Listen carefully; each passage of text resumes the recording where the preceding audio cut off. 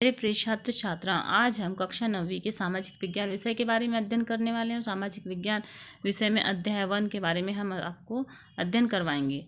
आप देखिए, हम सामाजिक विज्ञान विषय में कक्षा 9 का सामाजिक विज्ञान में हम आपको सबसे पहले अंक और आपका सिलेबस दिखा रहे हैं कि अंक विभाजन दिया हुआ है इस तालिका में, और आपका समस्त सिलेबस आप देख सकते हो। तो आज हम मानव एवं पर्यावरण के बारे में अध्ययन करेंगे, जो कि 4 अंक के प्रश्न पूछे जाते हैं और ये 6 कालखंडों का है। इसी प्रकार से आपको सारे पाठों का विवरण आपको दिख रहा है इस तालिका में। उसके बाद में सारे सब्जेक्ट जितना भी आपका सिलेबस है वो सिलेबस आपको नज़र आ रहा होगा। ये सिलेबस है सारा आपका, 18 पाठ है इसमें। अब हम आज अध्ययन करने वाले हैं अध्याय 1 मानव एवं पर्यावरण। अध्याय 1 मानव एवं पर्यावरण। पर्यावरण की भारतीय अवधारणा क्या है? पर्यावरण शब्द से आप लोग परिचित होंगे। पर्यावरण मतलब हमारे चारों ओर का जो आवरण। तो हमारे चारों ओर के आवरण में हमें सभी चीज़ें आ जाती है। वायु है, जल है, मृदा है, पेड़ पौधे, जीव जंतु, सभी हमारे चारों ओर के आवरण के अंतर्गत आते हैं। प्राचीन काल से ही साहित्य में मानव और प्रकृति के पारस्परिक संबंधों की विस्तार से विवेचना की गई है। वेदों में प्रकृति को माता के रूप में माना है। वेद हम जानते हैं, वेदों में प्रकृति को क्या कहा गया है? माता के रूप में माना गया है। स्वस्थ पर्यावरण की चाह में मानव की पर्यावरण के साथ आत्मीय जीवन शैली रही है। पर्यावरण के प्रति मानव की कृतज्ञता, संवेदनशीलता, सम्मान और आत्मीयता, सुरक्षा आदि में अभिव्यक्ति होती है। पर्यावरण और मानव एक दूसरे के सर्जक, पोषक और रक्षक हैं। पर्यावरण और मानव क्या है? एक दूसरे के सर्जक, रक्षक और पोषक हैं। वेद और पुराण साक्षी हैं कि हमने हमेशा प्रकृति और उनके साधनों की पूजा की है। गंगा, यमुना, सरस्वती आदि जल स्रोतों की अर्चना की है। जल स्रोतों की भी अर्चना की है। बड़, पीपल, नीम, तुलसी जैसे पेड़ों की हम पूजा करते हैं। सूर्य, चंद्रमा और पृथ्वी को नमन करते हैं। प्रकृति ने हमारा बच्चों की तरह पालन पोषण किया है। प्रकृति को वस्तुतः जीवन का पर्याय माना जाता है तथा धूप की आहुति की सुगंध से पर्यावरण सुरक्षित होता है। उपनिषद में पृथ्वी को परमात्मा का शरीर और स्वर्ग को मस्तिष्क कहा गया है। सूर्य, चंद्रमा को आँखें और आकाश को मन कहा गया। अतः पौधों व पेड़ों का काटना, जल स्रोतों को प्रदूषित करना और निषेध माना जाता है। हिंदू धर्म की मान्यता रही है कि अग्नि, जल और वायु पृथ्वी को अर्घ देने। तो हिंदू धर्म में क्या माना जाता है कि अग्नि, जल, वायु और पृथ्वी को अर्घ देने तथा यज्ञों के माध्यम से आहुति देने से इंद्रदेव प्रसन्न होकर के वर्षा करते हैं। इससे प्रकृति विकसित तथा प्रसन्न होकर मानव की आवश्यकता की पूर्ति करती है। ईसाई धर्म ने जो प्रकृति को देवी का स्वरूप समझा है, प्रकृति की गोद में बैठ करके वर्ड्सवर्थ, कीट और शैली विश्व के महान कवि बने। इस्लाम धर्म की आयतों में जीव हत्या निषेध माना गया है और पेड़ पौधों की रक्षा करने की हिदायत दी गई है। और हजरत अबू बकर ने कहा है कि फल देने वाले वृक्ष और फसलों और जानवरों को तबाह मत करो। मोहम्मद साहब स्वयं अपने शिष्यों को खजूर के पेड़ के पास बैठ कर के शिक्षा देते थे।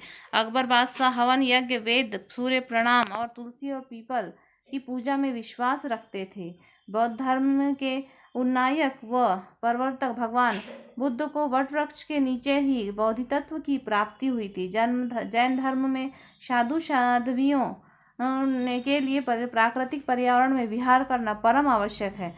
जैन धर्म में किसी भी प्रकार के जीव हत्या का निषेध है। इस तरह सभी धर्म में प्रकृति के संवर्धन और संरक्षण का प्रावधान है। इसी प्रकार हम देखते हैं कि पर्यावरण से क्या तात्पर्य है। पर्यावरण तो प्राकृतिक और सांस्कृतिक पर्यावरण के बारे में हम अध्ययन कर रहे हैं। तो पर्यावरण से क्या तात्पर्य है, ये प्रश्न क्रमांक पहला है और इसका आपको आंसर अपनी उत्तर पुस्तिका में नोट करना है। पर्यावरण व्यापक अर्थ वाला शब्द है। पर्यावरण से तात्पर्य उन सभी परिस्थितियों से जो किसी प्राणी के अस्तित्व के लिए आवश्यक है। पर्यावरण का शाब्दिक अर्थ है चारों ओर का घेरा, अर्थात जिससे हम घेरे हुए हैं, जिस चारों ओर के घेरे से हम घिरे हुए हैं, यही क्या है, पर्यावरण है। ये प्रभावित होते हैं जैसे वायु, जल, पेड़ पौधे, पृथ्वी, सूर्य, चंद्रमा, आँखें, तारे और आकाश, ये सब क्या है, पर्यावरण के अंग हैं। मानव द्वारा निर्मित गांव, शहर, बांध, सड़क आदि भी पर्यावरण के ही अंग हैं। पर्यावरण मुख्यतः दो प्रकार का होता है। एक जिस प्रकृति ने बनाया है, तो जिसे प्रकृति ने बनाया है वो कौन सा पर्यावरण कहलाता है, तो प्राकृतिक पर्यावरण। और एक होता है सांस्कृतिक पर्यावरण। तो प्राकृतिक पर्यावरण के अंतर्गत क्या क्या आता है, तो पर्वत, मैदान, पठार, पेड़ पौधे, नदी, नाले। और दूसरे शब्द में जिसे मानव ने अपनी आवश्यकता की पूर्ति के लिए तैयार किया है, जैसे गांव है, नगर, मकान, सड़क, रेल, बांध इत्यादि, ये कहलाते हैं सांस्कृतिक पर्यावरण। तो एक परिभाषा पूछा जाता है, प्रश्न क्रमांक दूसरा है कि सांस्कृतिक पर्यावरण किसे कहेंगे। तो आप इसे लिखेंगे कि मानव ने अपनी आवश्यकता की पूर्ति के लिए जो चीज़ें बनाई हैं, जैसे कि गांव है, नगर है, मकान है, सड़क, ये ही सांस्कृतिक पर्यावरण कहलाते हैं। तो ये आपका सांस्कृतिक पर्यावरण का आंसर होगा। जब भी यह भी दो प्रकार का होता है। एक तो भौतिक रूप में दिखाई देता है, जैसे भौतिक रूप में मकान, सड़क, बांध और खेत खलियान। और दूसरा जो व्यवहारिक रूप में होता है, तो जो सांस्कृतिक पर्यावरण है वो दो प्रकार के होते हैं, जो हमें एक दिखाई देते हैं और जो एक दिखाई नहीं देते। तो दिखाई नहीं देते में धार्मिक रीति रिवाज, खान पान और त्यौहार, ये हो गए सांस्कृतिक पर्यावरण के दो प्रकार। तो आपको इतने में एक पर्यावरण की परिभाषा लिखना है, फिर पर्यावरण के बाद में प्राकृतिक पर्यावरण की, और दूसरे नंबर में सांस्कृतिक पर्यावरण की परिभाषा लिखना है। अब आपको पर्यावरण के तत्व के बारे में दिखाते हैं कि प्राकृतिक पर्यावरण के तत्व कौन कौन से हैं। तो प्राकृतिक पर्यावरण के तत्व देखिए, स्थिति, संरचना, धरातल, जलवायु, अपवाह तंत्र, वनस्पति, मिट्टियाँ, जल और जीव जंतु और खनिज पदार्थ। और सांस्कृतिक पर्यावरण के तत्व हैं भोजन, वस्त्र, आवास, व्यवसाय, धार्मिक रीति रिवाज, सामाजिक रीति रिवाज, परिवहन, राजनीतिक और तकनीकी ज्ञान और कला कौशल। ये हो गए आपके सांस्कृतिक पर्यावरण, जो कि आपको तालिका से समझ में आ रहे हैं। इसी प्रकार से देखिए प्राकृतिक और भौतिक पर्यावरण क्या है। तो जिसमें प्रकृति द्वारा प्रदत्त सभी प्राकृतिक तत्वों को सम्मिलित किया जाता है। यथास्थिति मतलब जो प्रकृति से हमें प्रदान की गई, प्रकृति द्वारा प्रदत्त मतलब जो हमें प्रकृति से मिली है। तो प्रकृति से हमें क्या मिली है, तो हम अपने आसपास ही देखें, चारों ओर के वातावरण में देखें कि हमें मृदा मिली है, वायु मिली है, जीव जंतु मिले हैं, खनिज पदार्थ मिले हैं, जलाशय मिले हैं, महासागर मिले हैं। ये काय के अंतर्गत आते हैं। तो ये हमें प्रकृति के द्वारा प्राप्त हुए हैं। मानव का अस्तित्व इन्हीं तत्वों पर निर्भर करता है। सांस्कृतिक और सामाजिक पर्यावरण, मानव तथा प्राकृतिक पर्यावरण के आपसी संबंधों के द्वारा सांस्कृतिक सामाजिक पर्यावरण विकसित होता है। इसमें मानव द्वारा निर्मित और विकसित, संचालित और आर्थिक और सामाजिक गतिविधि जैसे कि कृषि, उद्योग, मानव रीति रिवाज, शहर, सड़कें, रेल मार्ग, वायु सेवाएं और सिंचाई के साधन, इस विविध प्रकार के जो साधन हैं ये सांस्कृतिक और सामाजिक पर्यावरण के अंतर्गत आते हैं। पर्यावरण भौतिक एवं सांस्कृतिक तत्वों का समूह है। पर्यावरण के तत्व अपार शक्ति के भंडार है। पर्यावरण का प्रभाव दृश्य अदृश्य दोनों प्रकार का होता है। पर्यावरण परिवर्तनशील है। पर्यावरण में क्षेत्रीय विभिन्नता पाई जाती है। पर्यावरण में पार्थिव एकता होती है। पर्यावरण की कार्य प्रणाली का भी नियमन होता है। और भौतिक पर्यावरण प्राकृतिक आवास है। इस प्रकार से देखिए, और प्रणाली में विज्ञान और तकनीकी सम्मिलित है। मानव प्राकृतिक वातावरण को संशोधित और परिवर्तनशील करता है। अब हम देखते हैं कि प्राकृतिक पर्यावरण के संसाधन। तो प्रकृति ने मानव को अनेक उपहार दिए हैं।